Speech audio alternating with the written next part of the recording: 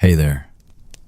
Tonight, we're not going back to emperors or explorers, not to Silk Roads or battle cries. We're going to the edges of history, the part that doesn't make it into stories.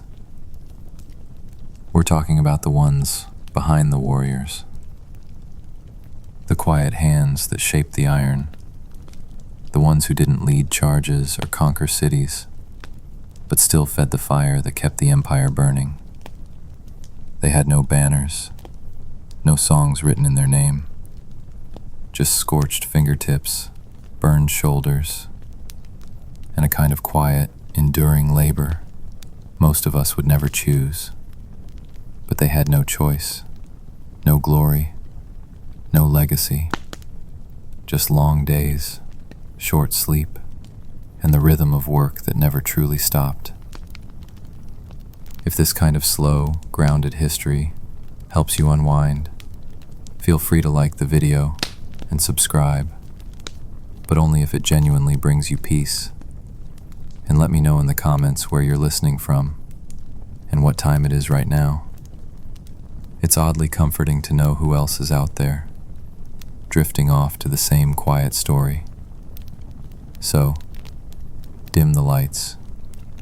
Turn on a fan if you like that soft, steady hum. Settle in. And let's begin near the forge. Not far from the edge of the camp, where smoke rises with the sunrise, and the metal waits to be shaped. You don't talk much, not because there's nothing to say, but because the fire takes up all the space. The forge eats words. Every clang of hammer on iron echoes louder than conversation. And besides, the fire's always hot. The tools are always dull, and your hands are always sore. You learn by watching. When to pull the iron before it burns, when to swing the hammer or when to wait. You learn that steel sings differently than raw iron, that a blade needs to bend just a little, or it'll break the first time someone swings it in a real fight. You've never been in a fight, not the kind with swords. Your battles are quieter, keeping the fire lit in the wind, turning bellows with numb arms, enduring long days where the sun moves like it's lost. And you get good. Not fast, not flashy, just steady.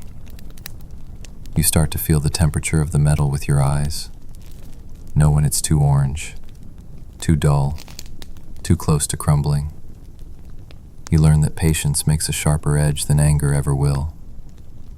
The forge is surrounded by tents, round, low yurts with smoke curling out of their tops. The air smells like dung, sweat, and meat left too long in the sun. Horses shift restlessly nearby, tethered, but never truly still. Their hooves thud against the packed earth, their breath clouds the morning cold.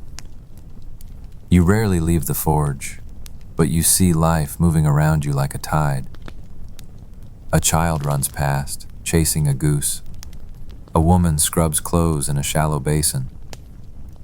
An old man tends a fire, humming a tune so low you feel it more than hear it. The warriors come and go, broad-shouldered, laughing, smelling of horse and leather and glory. Their armor clinks when they walk. They lean their swords against the anvil and tell you to make it bite. You nod. They don't expect much more from you. To them, you're not a person. You're part of the forge, like the hammer, like the smoke. And that's fine, because fire doesn't need recognition. It just needs fuel. Some days it rains. The forge sputters. Everything feels slower, heavier. The clay around the fire pit softens under your boots, and the charcoal burns damp and stubborn. But the work doesn't stop. Even in wind, Even in cold, even when your fingers split at the knuckles, you shape metal. Because there are always more blades to make, always more arrowheads to bundle in sacks. The Mongol army moves constantly. You don't, but your work does. Your iron rides on carts pulled by oxen. It crosses rivers you've never seen. It draws blood in towns you'll never know the names of. And still you work. You eat twice a day. Gruel in the morning, barley boiled with goat fat if you're lucky. A strip of dried meat in the evening, chewed slowly as you watch the last embers blink out. You sleep on a mat near the forge, blanket pulled up to your chin, listening to the wind pull at the canvas walls like a begging hand. Some nights, you dream of cities, stone buildings, running water. But when you wake, there's only the smell of ash and the weight of another day ahead. Still, there's something steady in the repetition. The same tools, the same faces, the same rhythm. You don't need change. You just need heat and something to shape. Because you weren't made to travel. You were made to endure. And the fire is always waiting. Chapter 2. Camp and Clan. The forge is your world, but the camp is the world beyond it. A shifting mosaic of tents, animals, smoke, and voices, all woven into the endless breath of the steppe. You don't often leave the forge, but when you do, you step into a place that feels alive in a different way. The camp moves with a rhythm you're only beginning to understand. Tents made of felt and wood stand shoulder to shoulder. Some are neat and orderly, patched with care. Others sag under the weight of weather and time, their sides bowed like old warriors leaning on invisible canes. Every tent holds a story, a family, a secret, a memory. A mother sings softly to a child, a man sharpens a knife in silence, and a group of boys chase each other, their laughter lost to the wind. You watch it all with quiet eyes. Most days no one pays you much mind. You are part of the camp's background, the rhythm of metal, the heat of the fire, the slow movement of life. The animals live here too. Horses tethered near the tents flick their tails, stamping the ground. Their breath steams in the cold morning air. You've learned to know their names, though you rarely speak them aloud. The goats wander freely, stubborn and sure of their place. Dogs circle the edges of the camp, alert but loyal. The smells of the camp drift thick. Smoke from cooking fires, hay, animal musk, and the faint sharpness of metal. These scents weave together, filling your lungs, grounding you here. Food is simple but essential. The cook tends a pot of thick stew over a low fire. Meat, root vegetables, barley, and whatever wild greens the hunters have found. You share meals on rough wooden benches, the clatter of spoons and soft murmurs of conversation blending with the crackle of flames. Food is more than fuel here. It's a moment to pause, a reminder that life, no matter how hard, still feeds itself. The people of the camp watch each other closely, not with suspicion, but with a careful kindness. They know that survival here depends on knowing who will stand by you when the winds rise or when the enemies come. Conversations are low, words chosen like tools, used only when necessary. Gossip moves like smoke, drifting from tent to tent, sometimes sharp and biting, sometimes warm and comforting. You hear stories of battles far away, of victories and losses that feel distant, but never irrelevant. You learn the names of leaders and warriors spoken in reverence and fear. You know to keep your head down when the stories turn dark. Every now and then, the camp gathers around a fire. The flickering light casts long shadows, and voices rise in song or story, carried into the night. You listen from the edge, feeling the warmth of the fire against the chill of the steppe. This is the clan. Not just a group of people, but a living, breathing presence. Each person a thread in a tapestry older than you can imagine. And you, small and quiet, are part of it now. Sometimes you wonder about the world beyond the camp. The endless sky seems to stretch to a place you'll never reach. But here, in the constant movement of people and animals and fire, there is a kind of belonging, a fragile, fierce connection that keeps the cold at bay.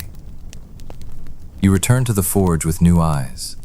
The camp is no longer just background noise. It is life, wild, unpredictable, but somehow steady. And in that steadiness, you find a kind of peace. Chapter 3.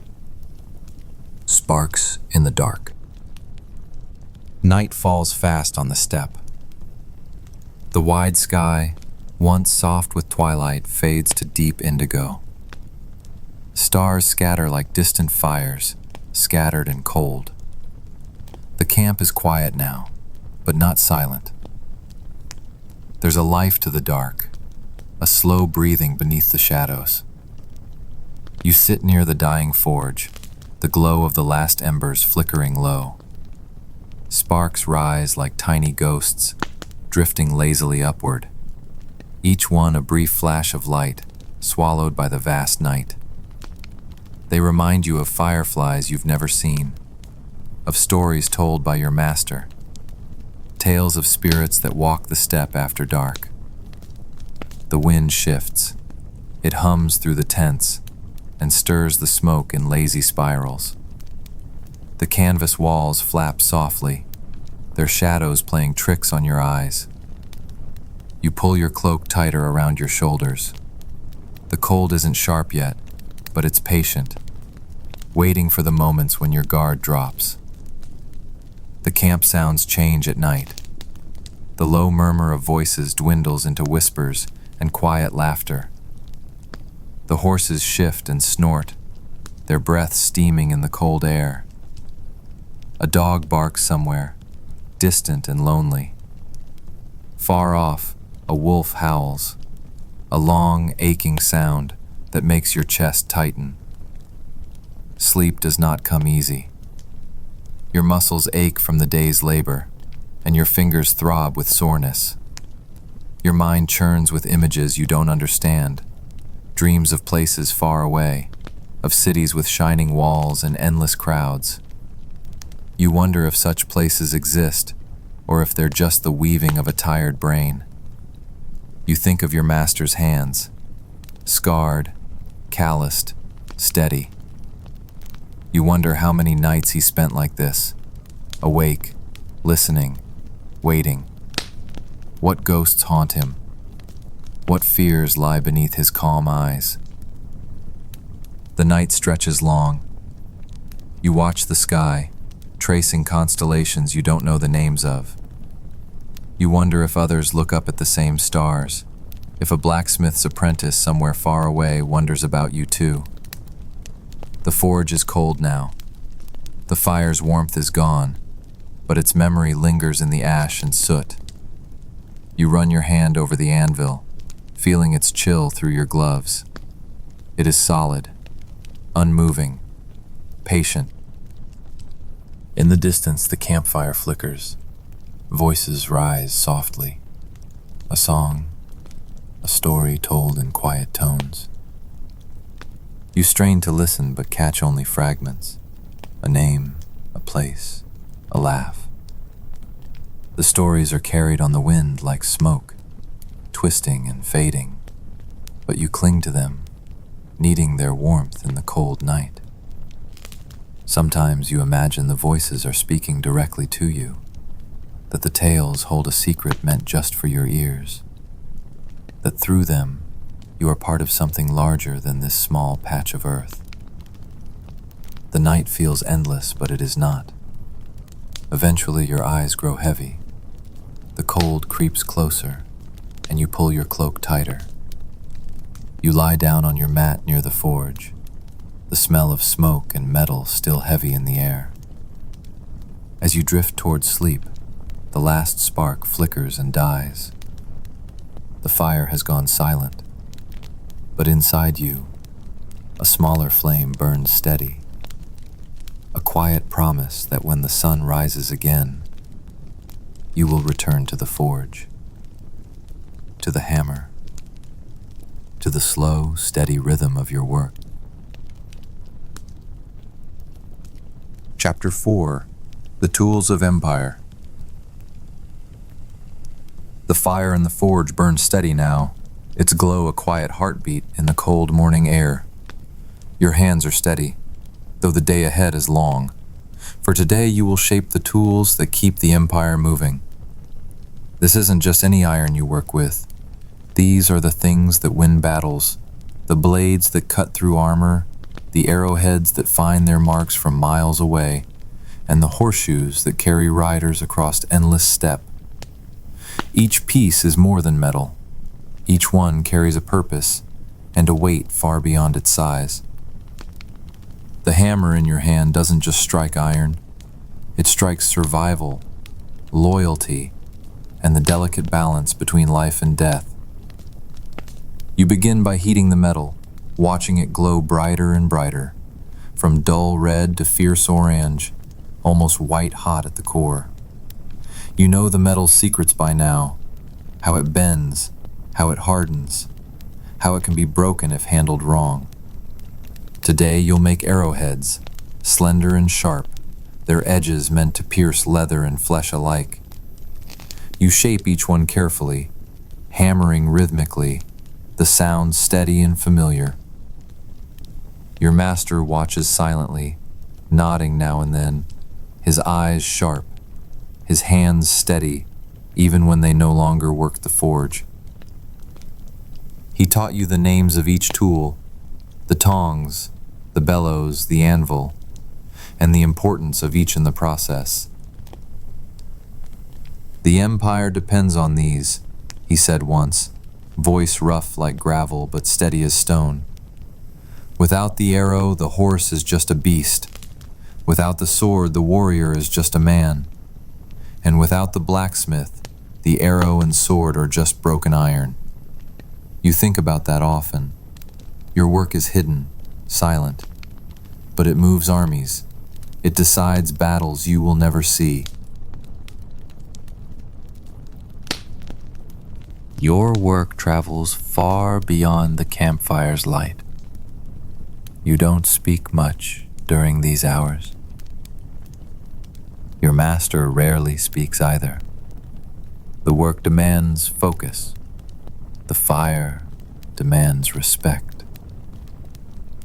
When the day ends, your hands are raw and blackened.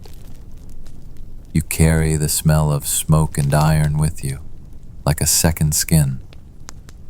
But you rest, knowing you have shaped something lasting, something that will outlive you. The forge is more than just a place. It is a forge of the empire itself, silent and steady, forging the very tools of survival and conquest. And as you rest your hammer for the night, you realize that here, in the glowing heat and steady rhythm, you have found a kind of belonging, a quiet strength that burns as surely as the fire. Chapter 5: Faces by the Fire. Evening settles over the camp like a blanket, soft, worn, and lined with smoke. The forge is quiet now, its fire banked and low. But another fire calls you forward, not one of labor, but of warmth, of people. You walk toward the center of the camp, drawn by flickering flames and soft voices. The hearth at the heart of the clan. A circle is gathered. Men, women, elders, a few children who fight sleep with stubborn eyes. No one stands tall here. Everyone sits low, cross-legged on rugs, their faces washed orange by firelight. The light hides wrinkles and lines, but it reveals something deeper: weariness, joy, silence, memory. You take a place at the edge of the circle, Not unwelcome, but not yet one of them. You are young, new, but the fire doesn't mind. The old man with the broken spear begins to speak. His voice is rough as dry grass, but it holds the room like a song. He tells of a raid, horses under moonlight, the sound of hooves like thunder, arrows flying before the enemy even knew they were seen. It is a story he has told before, but no one stops him. Stories aren't about surprise here. They are about remembering. Next, a woman with a missing tooth laughs and tells a story of a stolen goat and how her husband tried to chase it naked in the snow. The circle breaks into quiet laughter, not loud, but warm, shared. A boy asks for a song, and an older woman obliges. Her voice is cracked, soft, but she sings with the confidence of someone who knows the words matter more than the tune. You don't speak, not yet. Your stories aren't ready. They live in your chest like unshaped metal. But still, you watch, listen. You learn the way people lean in, how someone hands a skin of warm milk to the next without a word. You learn that silence here isn't awkward. It's sacred. Sometimes they pause, all of them, and just watch the flames. You see your master across the fire, his face half lit, half lost in shadow. He's not the type to speak here, but his eyes are soft, and you sense he once sat at the edge of the fire too. Maybe he still does. A child falls asleep against her mother's shoulder. The flames snap and pop. A man stirs the embers with a stick, sending sparks spiraling upward like tiny stars. You lean back and close your eyes for a moment, not to sleep, but to listen deeper.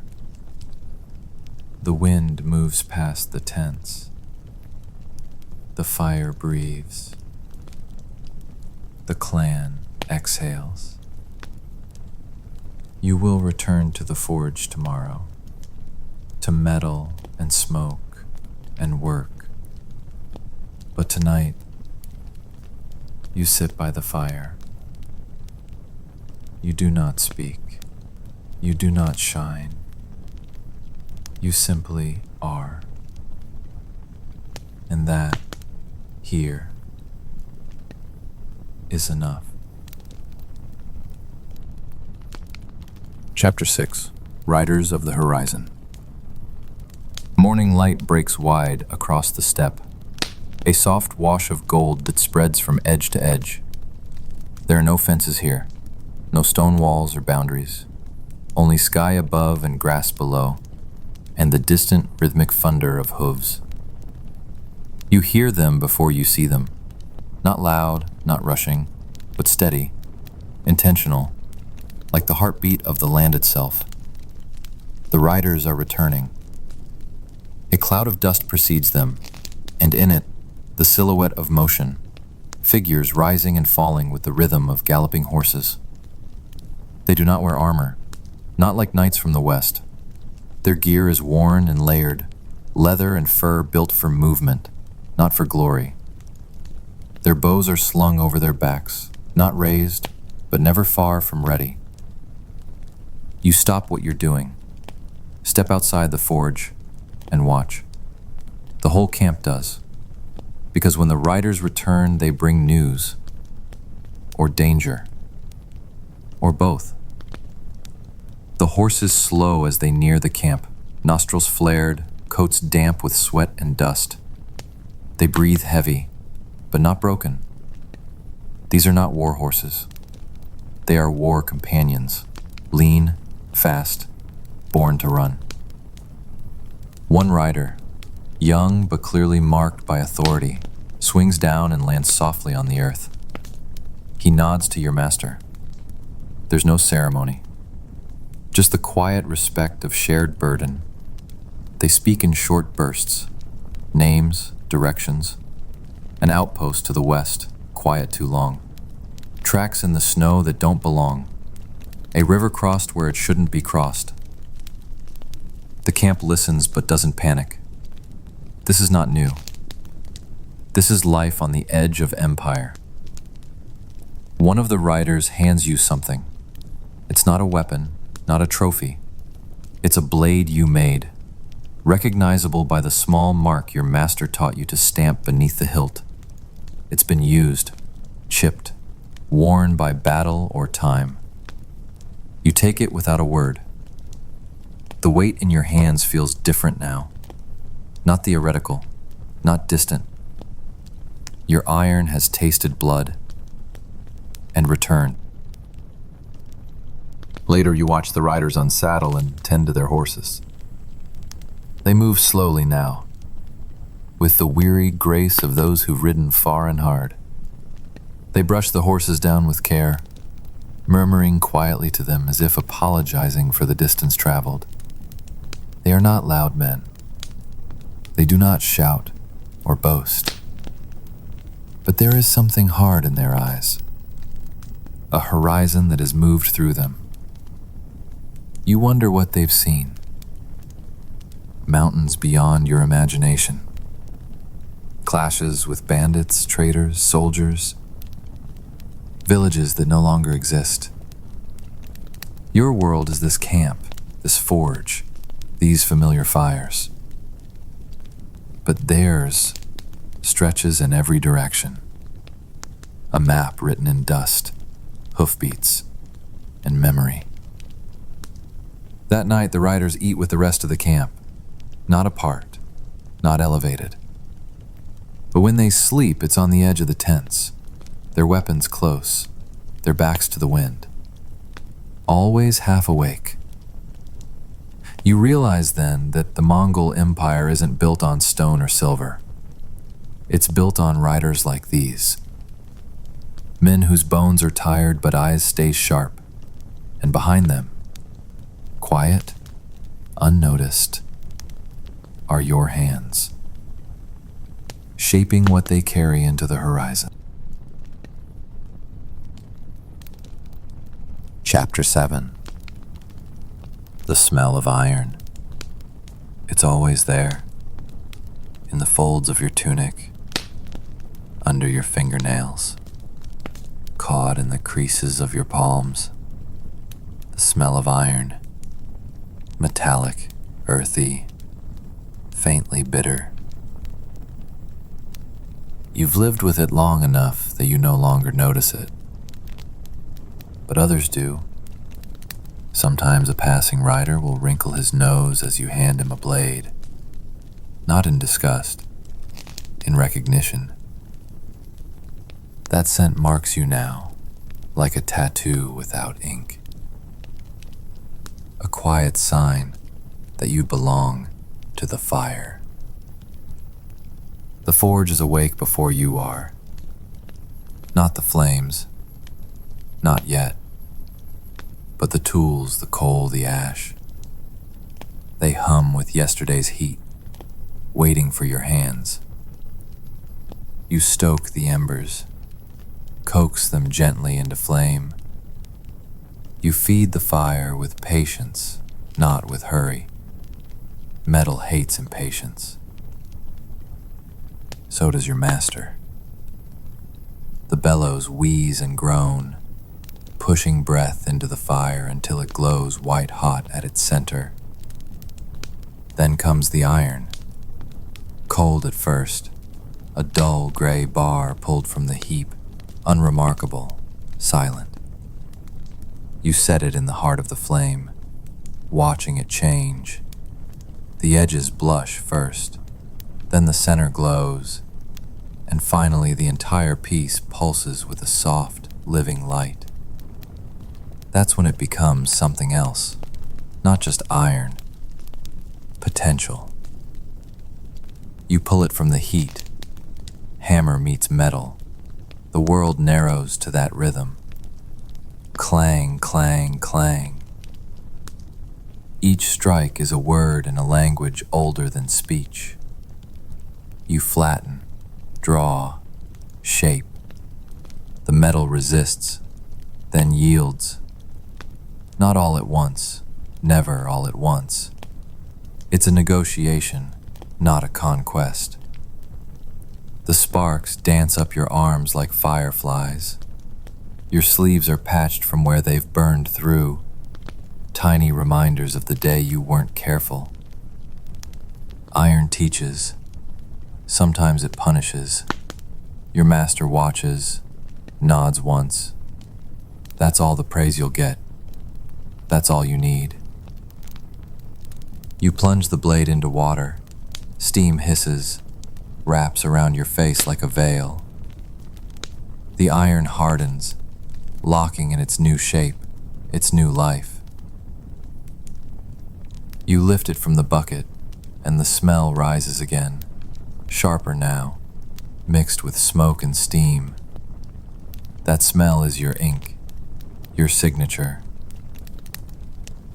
Later, you line the finished blades on a cloth.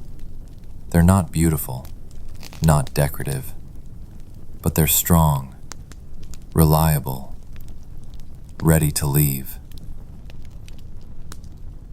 You run a cloth over each one, feeling for flaws. Each one holds a sliver of you, your sweat, your breath, your rhythm. The forge grows quiet again. The fire dies to coals. Your arms ache. Your shirt clings to your back. You wipe your face and step outside. The sun is lower now. A few riders are leading horses to the stream. Children chase each other with sticks. Someone is singing. You look down at your hands, still black with soot, still smelling like iron. You breathe in and smile, because it smells like home. Chapter 8. The silent step. The forge is still tonight, no hammering, no bellows, only the soft rustle of canvas, the occasional cough from another tent, and the deep silence that blankets the land when the wind holds its breath. You step outside, wrapped in a warm fur cloak, and the air greets you like a cold river, not cruel, but absolute. This is the kind of silence that has weight. The moon hangs low, half hidden behind a drifting veil of cloud. Its light washes the steppe in silver and shadow. Everything glows just enough to remind you that you are small and the world is wide. You walk past the sleeping tents, past the tethered horses, past the outer ring where the fires no longer burn. Here it begins. The open. No trees, no walls, no shelter, just the land. Soft hills that roll outward forever, and the quiet hush of ancient grass beneath your feet. You sit down on a small rise. There's no sound but your own breath. Even the horses seem to hold still in their sleep. The sky above you is a cathedral of stars, uncountable, unreachable. Their light feels older than time, and somehow still watching. You've heard stories of other lands, places with thick forests, tall mountains, endless seas, but here, there's just space. Not empty, not lifeless, just vast. You think of the forge, the small, hot heart of the camp. It's loud, purposeful, contained, but out here, the world is the opposite. Cool, wide, listening. You've never traveled far. The horizon has always seemed too distant, too abstract, but sitting here you realize that to the riders, this is the road. The silence is the map, the stars are the signs, the grass is their path. Somewhere out there, beyond where your eyes can reach, are cities, walls, borders. But here, in this breathless night, you feel none of it, only the pulse of the earth beneath you, the stillness that's too big for language. The steppe doesn't speak, it holds. You lie back in the grass, eyes open to the stars. They seem no closer now than they did when you were a child, but maybe that's the point. They are not meant to be reached, only witnessed. You listen for something, a sound, a sign, anything, but all you hear is the steppe. And somehow, that's enough. Chapter 10. Blood and Thread. Some days pass in rhythm. Fire, hammer, ash. Wood smoke in the morning, meat at dusk. But then there are days like this, days when the rhythm stops, when something bleeds into the stillness and stains it red. It begins with shouting, not panic, not yet, but urgency, voices from the camp's edge. A rider slumped low in the saddle, one arm limp, the other clutching the reins with sheer will. He doesn't fall when he arrives. He lets himself slide. You run to see. The blood isn't pouring, it's seeping, thick and slow from a wound wrapped hastily in cloth. You can see where an arrow tore through the muscle of his thigh. The shaft is gone, but the pain remains. He grits his teeth and nods to your master. No drama, no theatrics, only duty. Someone calls for the healer. She arrives quickly, not young, not old, dressed in layers of wool and linen, stained by time and tincture. She doesn't speak as she works. She slices the cloth away with a knife so sharp it barely touches the skin. Her hands move with practiced calm, one that only comes from seeing too many wounds like this and surviving them all. You're told to fetch water, hot and clean. You move quickly because when it comes to blood, slowness is a kind of cruelty. The wound is cleaned, packed, and stitched. You watch her thread the needle, not metal, not like the ones you forge, but bone, carved from something long dead, polished smooth by fingers and time. The thread is sinew pulled from some forgotten animal. It holds strong. She sews the skin closed with steady, unhurried movements, as if she were mending a cloak, not a man. You think of the forge, how you melt, bend, and bind. And here she does the same. But instead of iron, she works in blood. Instead of sparks, there is pain. When she finishes, she doesn't speak. She lays a cool cloth on the man's brow and leaves. He breathes. Barely. But it's enough. That night you sit near the fire, the smell of boiled herbs still clinging to your sleeves. You hold one of your smaller blades, a tool, not a weapon. You run your thumb along the spine, feeling its edge. You think about the things hands can do, how they can destroy, how they can heal, how they can pull life from metal or stitch it back into flesh. You wonder which kind of hands you'll have when you're older, and which kind the world will need from you. Chapter 11. Lessons in Silence. Some things are not taught with words. In the forge, your master speaks sparingly. Corrections are made with gestures, approval with a nod, disappointment with a long pause. But out here, in the world beyond fire and metal, you begin to understand how silence can be a teacher too. The rider who came back wounded still breathes. His wound festers some days, quiets on others. He doesn't speak much, but he watches. You are told to bring him food, clean water, boiled linen, and once a new shirt. one of yours. You think he'll refuse. He doesn't.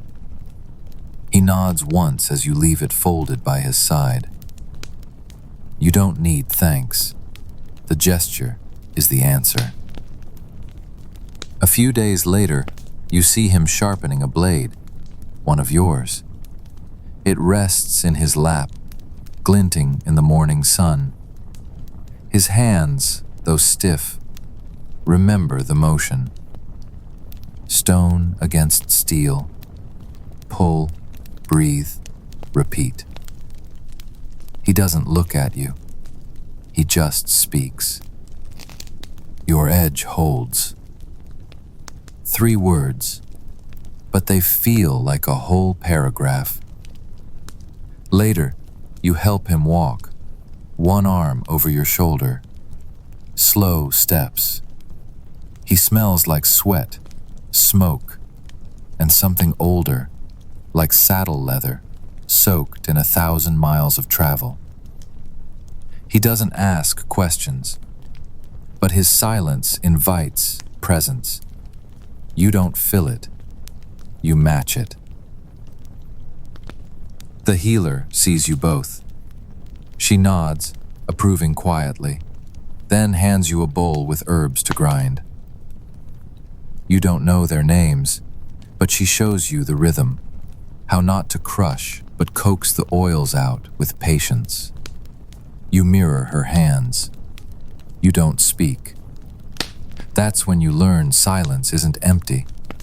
It's filled with weight, with watching, with waiting. That evening, you sit alone, watching the sky again. A bird circles high, never flapping its wings, just gliding, riding currents you can't see. It makes no sound, no cry, no call, but somehow its silence echoes. You close your eyes, and the silence becomes a blanket. You think about how you've changed, not in your bones, but in how you listen. The forge taught you to shape things, but the camp is teaching you to hear things. The way horses sigh, how coals whisper before they catch, how a breath can carry fear or calm.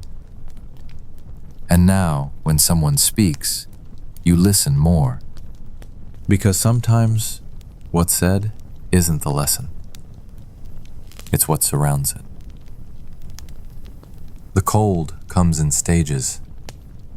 First, the wind changes. It grows teeth, gnaws at the edges of tents, pulls through every gap in your cloak. Then, the ground hardens. The dirt no longer gives under your boots. Footprints stay, frozen in place like small fossils of motion. And finally, comes the silence. Not the quiet of sleep, not the hush of thought, but a stillness that seems to rise from the earth itself, as if the land is holding its breath.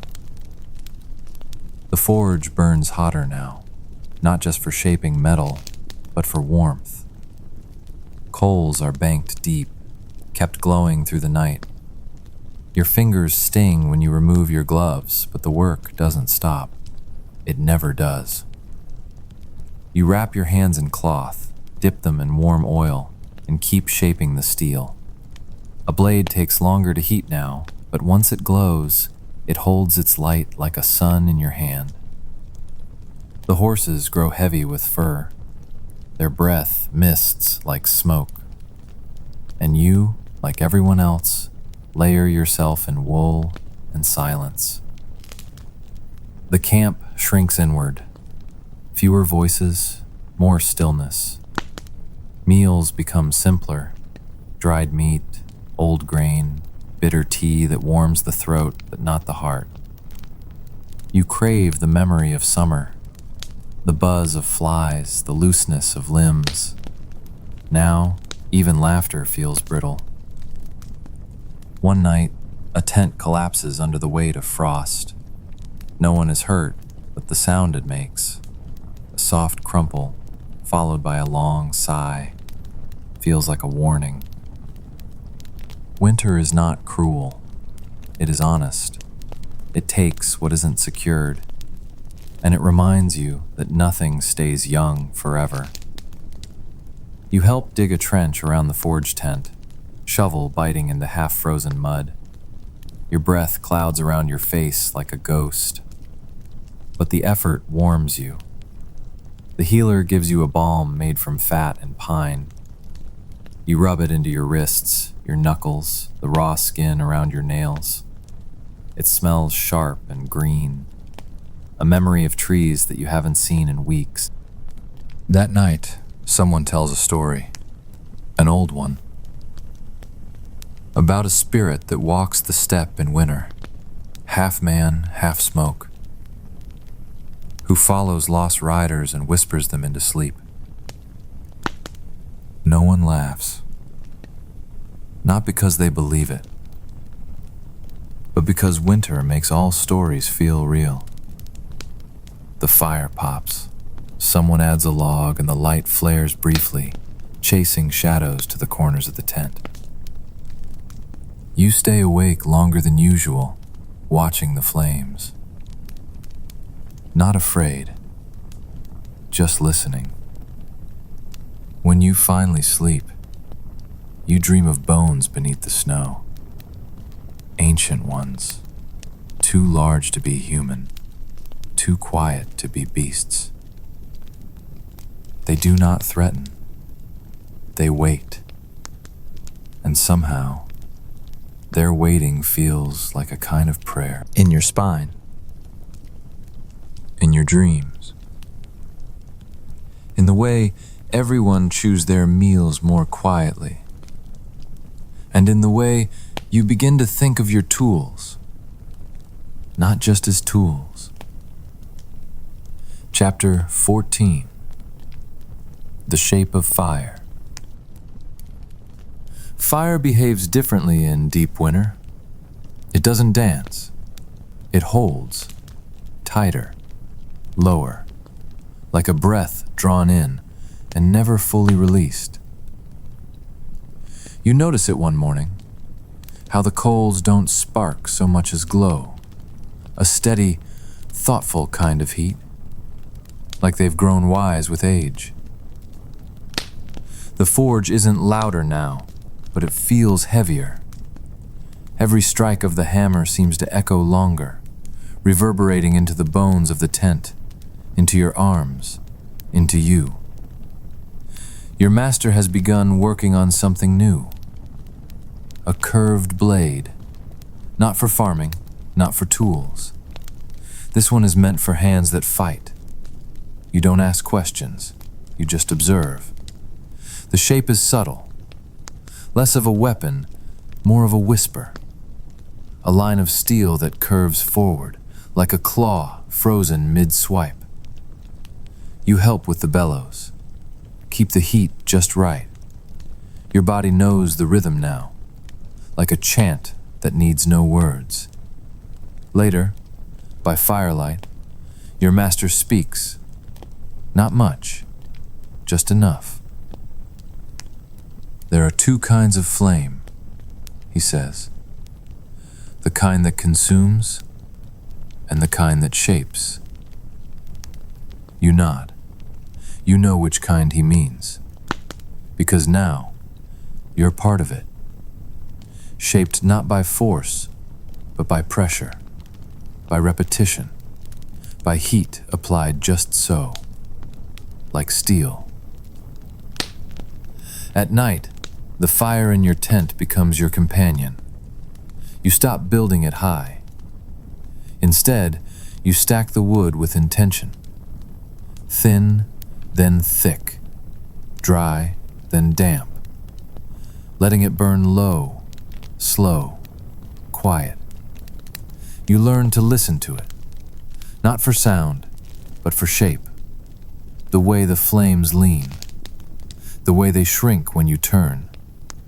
The way embers hold light long after the logs go dark. One evening, the healer visits your fire. She says nothing for a while, just sits, Hands outstretched, eyes closed. Then you tend it like it's a heartbeat. You smile, because that's exactly what it feels like. The forge taught you how to build heat, but the winter is teaching you how to honor it. There's a story told here, quietly, by older warriors, that fire is alive, that if you tend it well, it remembers you. And if you forget it, if you take it for granted, it'll turn. It will consume, not warm. So now you build every flame like a prayer, slow, measured, respectful. Because in a land this cold, fire isn't just survival. It's memory. It's promise. It's the line between silence and song. Chapter 15. What Remains. Winter does not end all at once. It loosens, slowly. Like fingers unclenching after holding too tight for too long. First, the wind shifts, still cold, but with a softness underneath. Then the snow darkens. It doesn't melt. Not yet. It sinks, pressed down by the first warmth of returning sun. And beneath it all, the ground waits, patient, hardened, but still there, still alive. The horses stir earlier now. They lift their heads, sniff the air. Their breath still mists, but not as thickly. You see one roll in the snow, legs kicking skyward, then standing again with a huff, as if shrugging off the cold's last grasp. You do the same. You walk further from the forge, past the edges of the camp, into the open stretch of steppe beyond. It's colorless out here, all gray and brown and ghost white. But it feels like space has returned. The sky is still enormous, but it no longer presses down. It invites. That night you sit by the forge again, but you don't stoke it as high. Just enough for glow.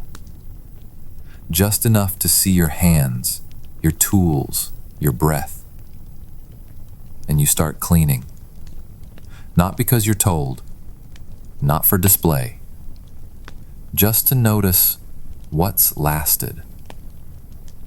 The tools you made months ago, some cracked, some worn smooth. But most, still holding, still true. You file a blade's edge. You oil a hinge. You wipe soot from a handle you once carved clumsily. It fits better now. Or maybe you do. Across the camp, others are doing the same. Mending things, sharpening, repairing the ropes, the harnesses, the bones of the camp. It feels like a breath held for too long is finally being let go. Not relief, exactly. More like readiness. Not everything survived the winter. But what did? It matters more now. You pass the healer's tent. She nods to you from inside, crushing herbs with a smoother rhythm, less urgency. Even her shadows move slower. Not with weariness, but grace. The man who was wounded. He walks now, stiffly but upright. He visits the forge, holds a tool you once shaped. Doesn't say much, just works the grip in his palm, then sets it down. That's all. And it's enough. You wonder what the next days will bring. Spring? Movement? New faces? Maybe.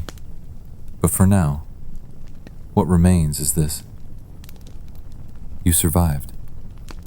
You changed. And somewhere between iron and silence, between fire and frost, you became someone the old you wouldn't quite recognize, but would understand. And maybe that's enough. Chapter 16. The Riders Return. It begins with dust, a smear across the horizon, low and wide, stirred by hooves you cannot yet hear. Then, drums. Not loud, just a low, rhythmic thump, like a second heartbeat rising in your chest. You step out of the forge, squinting into the light. Shapes appear in the distance, blurred, dark, fast. The riders have returned. You hadn't thought about them much. They left weeks ago, maybe more. Time is strange here. It stretches and snaps. But now, they are back. And the camp shifts like a ripple in still water. People run, shout, prepare. You're not told what to do, but you find yourself moving anyway. Stacking kindling, boiling water, clearing space. The forge becomes a command center, and you, its steward. The riders look different. They are leaner, dustier. Some are wounded, a few limp, but all carry something more than supplies. They carry news, whispers, a weight that doesn't sit in saddlebags. You hear fragments, a distant raid, a broken truce, a new border that didn't exist before, and one name repeated in hushed tones. A place, a person you don't know. Not yet. That night, your master sits with a man you've never seen before. He wears no armor, no jewelry, but people speak to him like the fire should bow. They talk for hours, you hear nothing, but the look on your master's face, equal parts awe and worry, tells enough. Something is changing, something big, and the forge will be needed. You stoke the flames higher, hammer louder. Your arms ache, but your mind sharpens. You are not just an apprentice now, you are involved. The world is shifting, and the clang of your tools is part of its sound. Chapter 17. Echoes of the East. The man they brought back is not a soldier. He wears no weapon, no crest, no claim to strength. But when he speaks, people listen. Even your master. Even the elders. His voice is soft, measured. He speaks in a language you almost understand, but not quite. Like a melody just outside your range. He brings news of a war. Not here, not yet, but coming. It's not conquest this time. It's resistance. Out in the east, a city refuses to bow. You see the map drawn in the dirt with a stick. It's all lines and circles to you, but to them, it means everything. Your master frowns. The man with the quiet voice nods. And in the space between them, you feel something taking shape. Later that night, you find your master sitting alone. He doesn't look up, just keeps turning a blade over in his hands. It's not just war, he says finally. It's message. You don't understand. Not yet, but he continues. They want to send fear ahead of them. Before the army comes, the fire does. You remember the rumors, the riders, the scorched earth, the silence that follows after. He holds up the blade, and it catches the firelight. Steel speaks louder than drums sometimes. You begin to craft differently, not just for function, but signal. Every curve, every edge, designed not only to cut, but to warn. The forge becomes a language, and you its scribe. You work beside your master, but not behind him. You're a partner now, trusted, quietly, but absolutely. Days stretch and fold. The camp waits, tense but still. People train harder, speak less. The horses are kept ready, saddles never far. But the nights are still yours.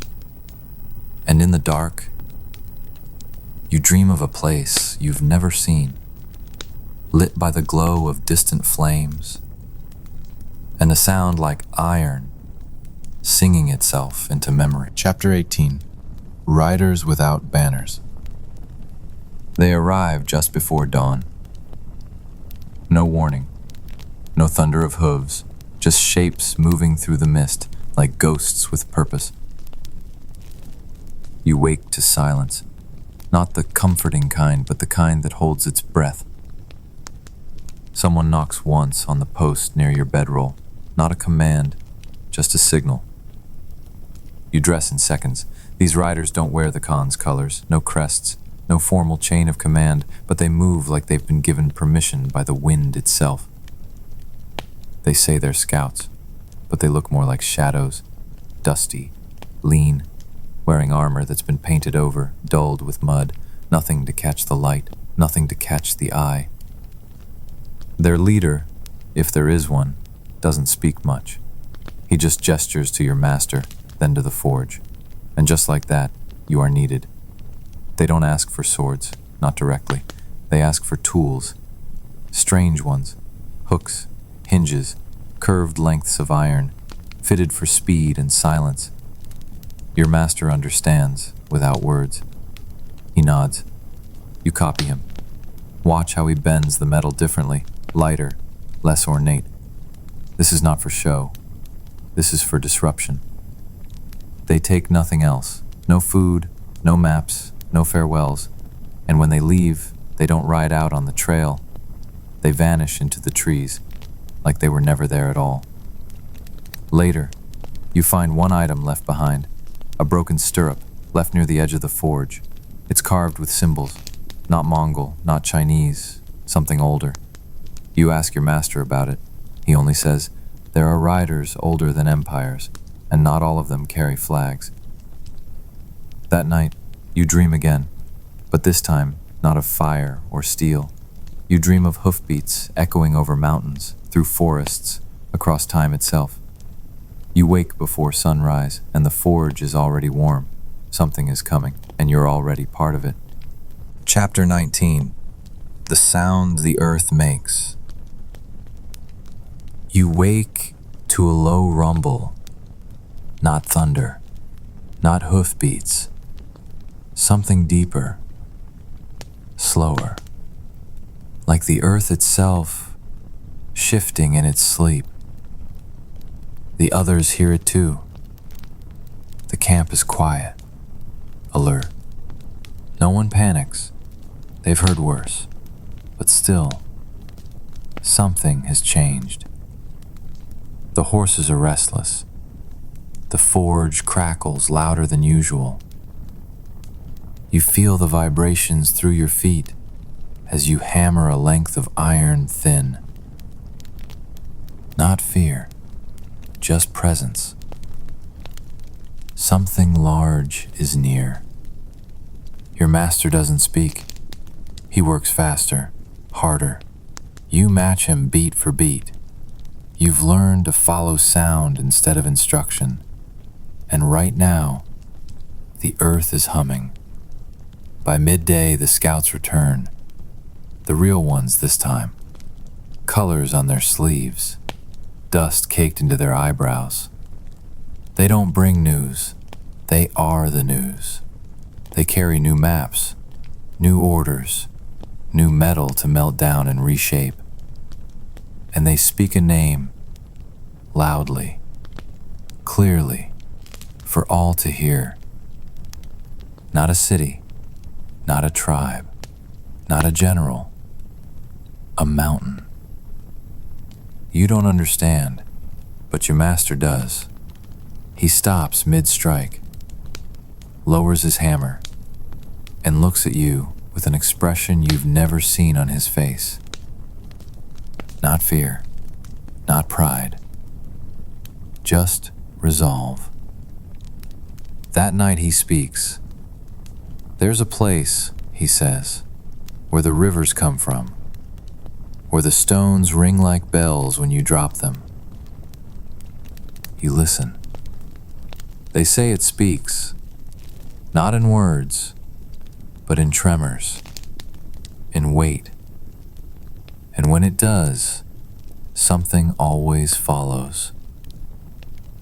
You dream again, but now it's not a vision, it's memory.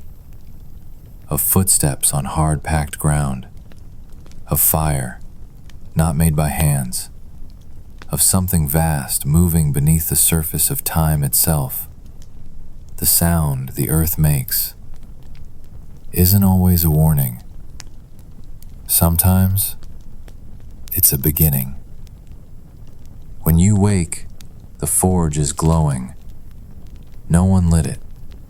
Your master is already inside, waiting. Chapter 20, The Final Shape. By now, you no longer flinch at the heat. You no longer hesitate before the first strike. You no longer need to ask what the metal is meant to become.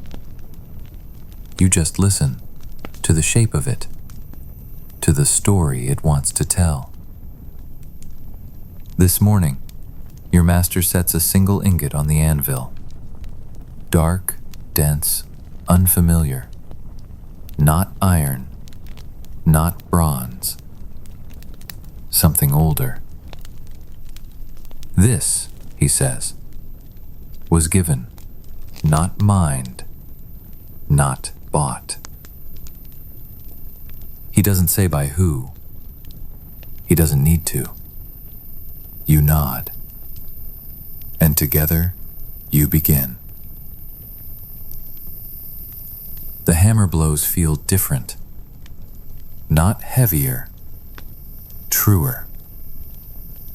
Each strike lands with a sense of finality, like punctuation in a language older than speech. You lose track of time. The world shrinks to fire, glow, motion, breath. And slowly, the shape reveals itself. Not a weapon, not a tool, a symbol. A curved piece of metal, etched with lines that seem to shimmer before they cool. It means nothing to you, and somehow, everything. Your master doesn't speak again that day.